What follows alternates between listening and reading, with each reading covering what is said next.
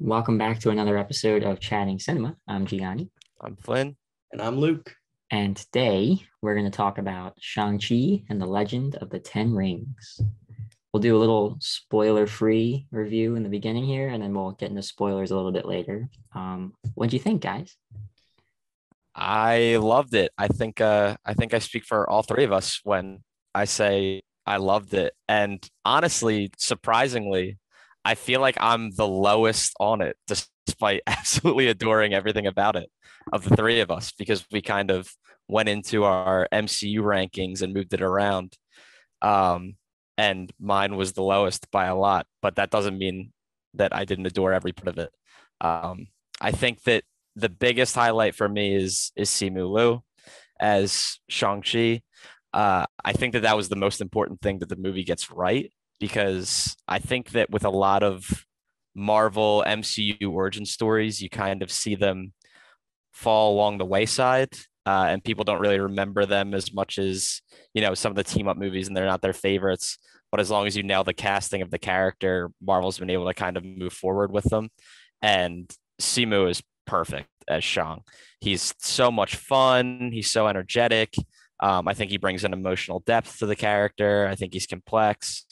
So he's great. Other highlight is Tony Leung as Wen Wu, one of the Oof. best MCU villains. The best villains are always ones where you don't even want to call them villains, right? And so Tony Leung is that.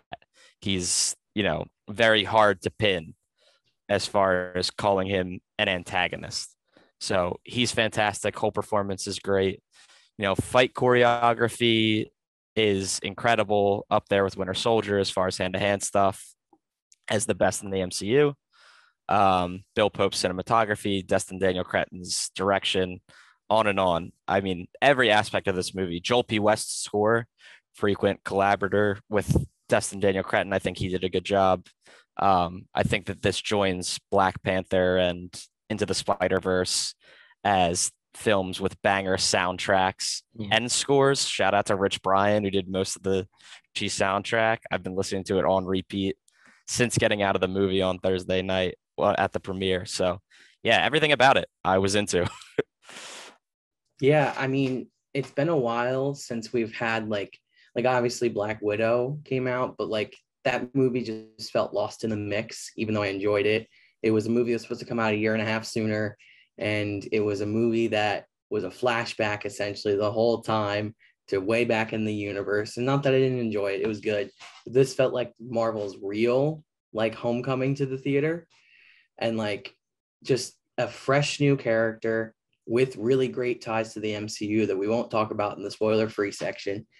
And also just everything that Flynn said with like the cinematography, the fight scenes, the soundtrack, they really hit all of the marks of a superhero movie, but also a lot of fantasy elements, because I think that's really good for Shang-Chi's character and his backstory, his expanded universe of characters, because a lot of times we'll get like mesh genres with superhero movies, which is great. And I don't know if we've had like a true fantasy superhero movie. We might have, and I'm just not remembering it. But like really leaning into like mythical creatures and like a lore and a background to dig into like Shang-Chi's had. And I loved that. And like the visual effects were so good, because like everybody always clowns Marvel for using CGI. Sorry, they know how to use it very good. Like it's just excellent uses throughout this movie, especially. And like the whole third act taking place in that village that you kind of see in the trailers, but they really did a good job of not showing that a lot. That was a really cool thing to see and like get unveiled over time. So I'm just glad that it happened. I'm glad that he's going to be a main Avenger and he's going to be around for years to come, because this guy freaking rocks. Yeah, I would echo all of that. And then I would also say, to go off of what you're saying about world building, Luke, like I think outside of maybe Guardians of the Galaxy and Black Panther, Shang-Chi has so much to establish, and it does it so well in that 2 hour time frame.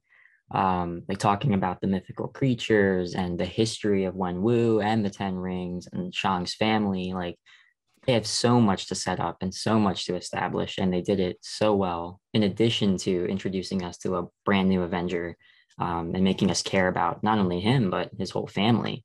Um, the action was amazing. I Yeah. think there's been so much discourse around the MCU and like, are they going to be okay after Endgame? But what we've had WandaVision this year, we've had Loki, we've had Falcon and the Winter Soldier, Black Widow, and now this. And I'm like, I don't think they've ever been better. Like, Yeah, I was gonna Yeah. say, dare I say, is this their best year yet? Because we still have the Eternals yeah, and Spider-Man No Way Home and Hawkeye and the rest of What If. When yeah, has Marvel ever had a banger year like this? Like yeah. they've done 3 movies in a year, but we're talking multiple platforms, multiple mediums. They haven't really missed yet this year. Nope. Yeah, just absolutely crushing it. And yeah, Gianni, you're dead on when, I think that there was a period, even after Endgame when Far From Home was coming out where people were like, I don't really know if this is gonna go on, like where do we go from here? And phase four is shaping up to be, I don't know if there's a definitive end to phase four, whether they've like planned that out or if there's going to be like a break in between the stuff that they've already announced and throw in an Avengers movie there or some kind of big team up. And that'll be the definitive end of phase four. But it is definitely shaping up to be one of their best phases, perhaps the best. And I was really glad you guys touched on the world building and all they had to introduce because Shang-Chi is such a fascinating case study because the comics have such a problematic history.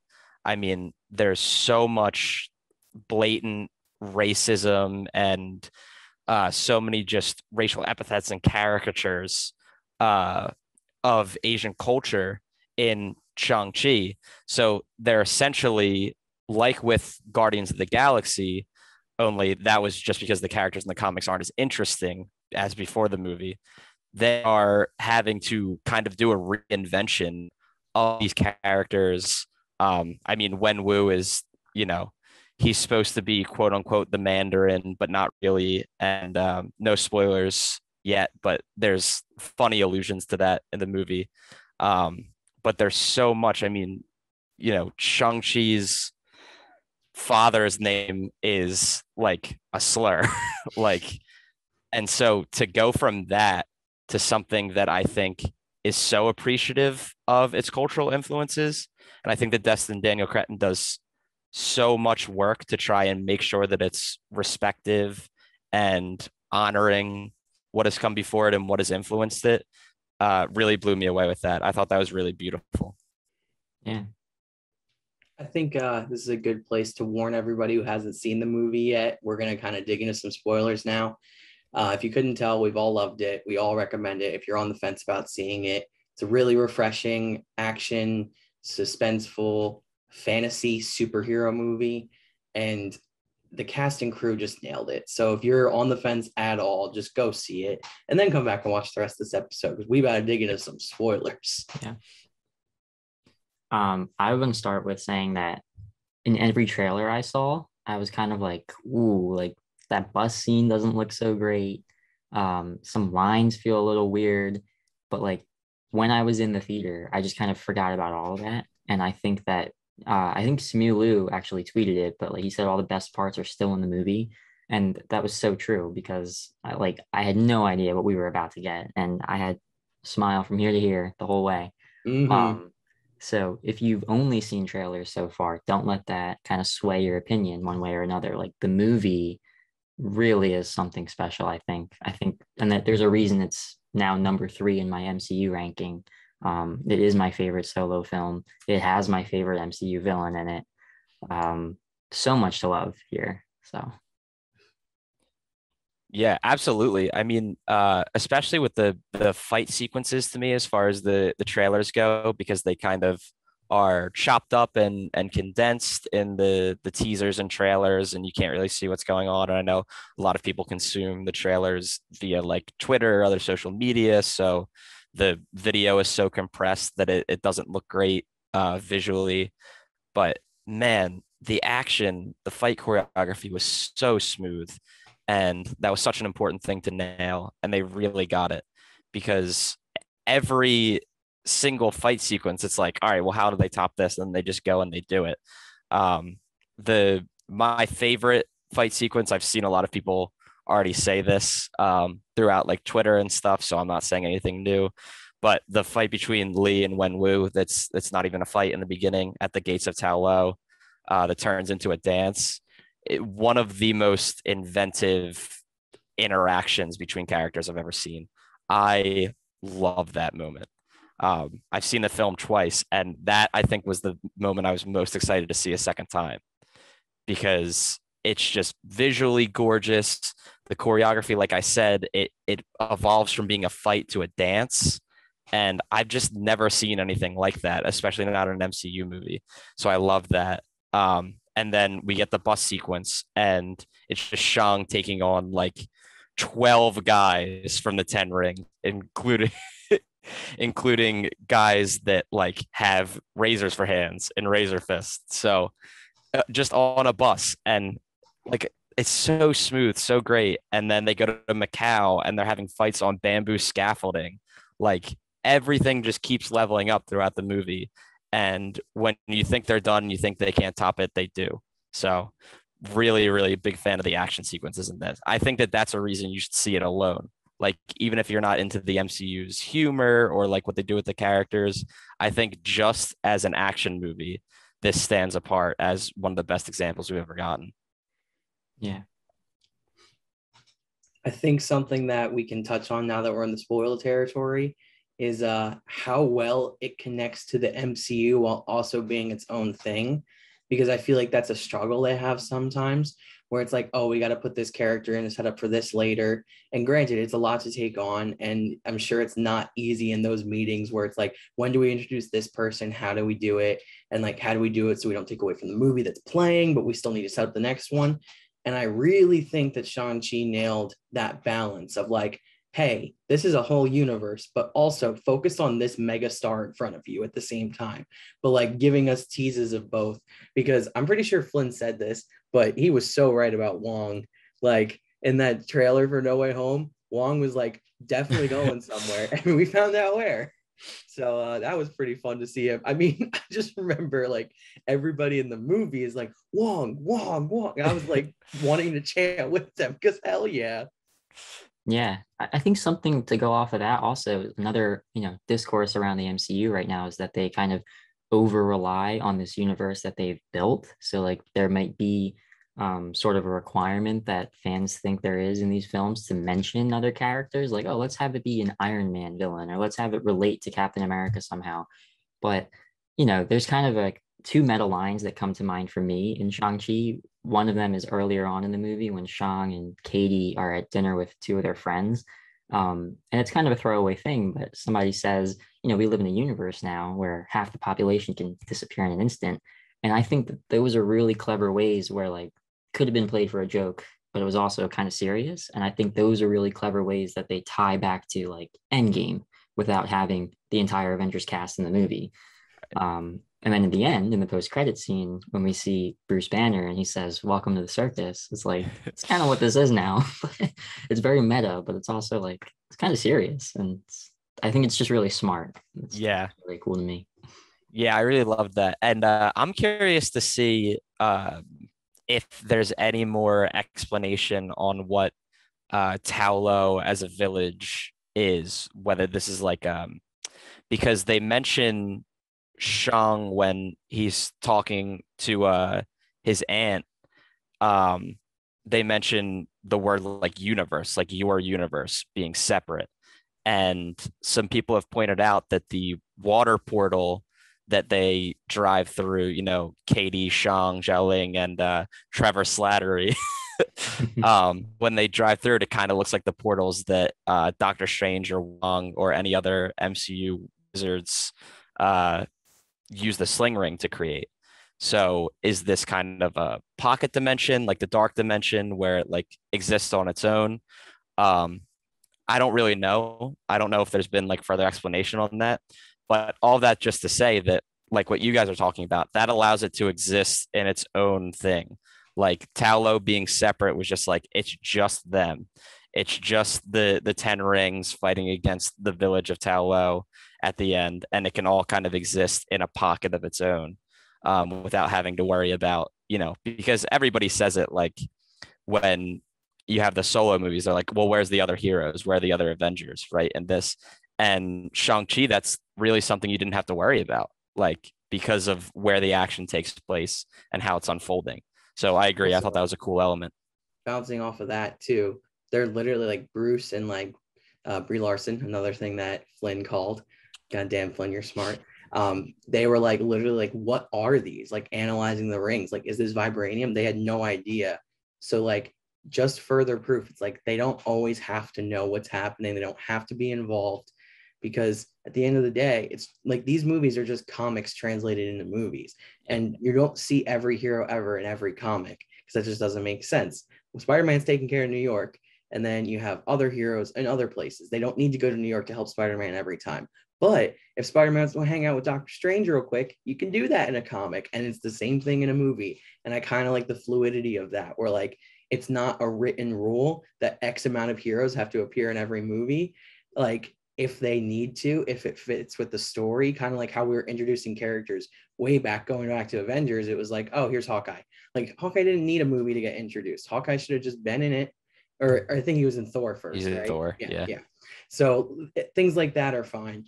But with this movie, again, I just keep going back to it. It just felt like such a balanced movie in every sense, where like it didn't leave you wanting more in any sense because they gave you really satisfying action sequences and multiple different spots that kind of felt varied from each other, didn't feel like they were repeating themselves. It had such a great score, from like heartfelt to action packed to like fun. And like, I mean, the karaoke bar scenes in San Francisco are so good. They're so fun. And like just little things like that, that really like when you look at this movie as a whole, like that's why all three of us slapped that 5-star rating on Letterboxd immediately in the theater.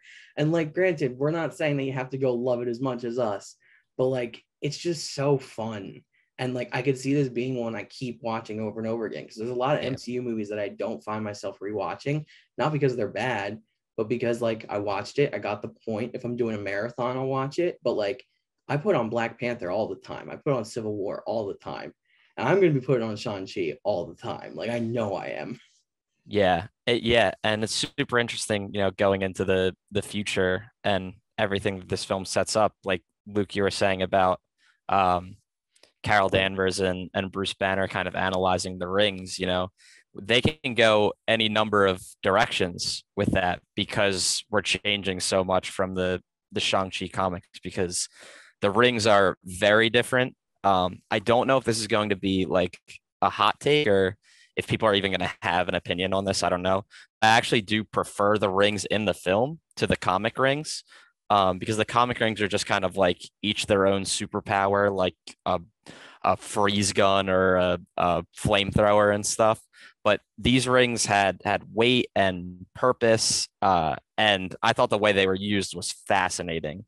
Like in the beginning, when we're getting the background of Wenwu and the rise of the Ten Rings as his empire, he's throwing them around as a force field, like going it. That was so cool, and they're using him to jump off. And Shang-Chi, if he keeps those rings, he is going to be such a problem on the battlefield for people, because he's already considered the best fighter in the Marvel universe in the comics just by himself. So if he has that, which is already considered a superpower, and these rings, I feel bad for some of the villains that are going to be coming up in the MCU. But something I wanted to touch on with the rings is that in the comics, they're from the dragon race. I think they're called like the McLuhans, but it's the race that Fin Fang Foom is part of. And so that's kind of the explanation of dragons on Earth in the Marvel universe, is they're actually aliens that just look like what we think of as dragons. And we get some dragon stuff in this Shang-Chi film. So I am wondering if they would continue on with that and actually have that be the comic inspiration behind the rings, and have that be the beacon that it's sending out to like Fin Fang Foom. And we kind of get a further explanation of the dragons that we get in this film. Like they actually were aliens that have been on Earth for millions of years or something. I think that would be pretty cool. Listen, the reaction for Game of Thrones fans when the dragons started being a thing in like season 3 or whatever, I don't care. It's a spoiler. This show's been done for years. it was so freaking cool to watch dragons. And if the MCU, who is like the only other person who has the budget to do those VFX and do them right, we getting dragons in these movies now, like not just Shang-Chi's. Sign me up, baby. I forgot about Fing Fang Foom. Like, I think the last time I thought about him was like 2009.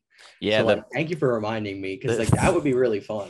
the first Iron Man movie has a Easter egg where there's like a Fin Fang Foom poster, and that's it. But I always assumed that that was just a throwaway because it was kind of the beginning of the MCU and everything was still very grounded. But now as we've gotten more and more comic booky and kind of branching out in the universe, and Marvel has proved that they can make anything work. Like the fact that Thanos works means that you can make anything work in the MCU, in my opinion. So that would be really cool to see. And we'll see if they continue on with that, or I think it was smart to leave it open ended because that kind of means that they can pivot and they don't even really have to know who the rings are sending a beacon to yet. They can kind of figure it out as they go along. So pretty rad. Yeah, definitely. So with that, I can't wait to see Shang-Chi again.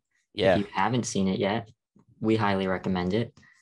At the time that we upload this, it may or may not have surpassed $80 million in its opening weekend. Yeah. So we hope it gets there because it means good things for Hollywood, good things for the MCU, good things for our chances of seeing Spider-Man in December. Yeah. How's that for an experiment, Kevin Feige? But Shang-Chi was really great. So definitely check it out if you haven't already. For sure. And with that, we'll see you in the next one.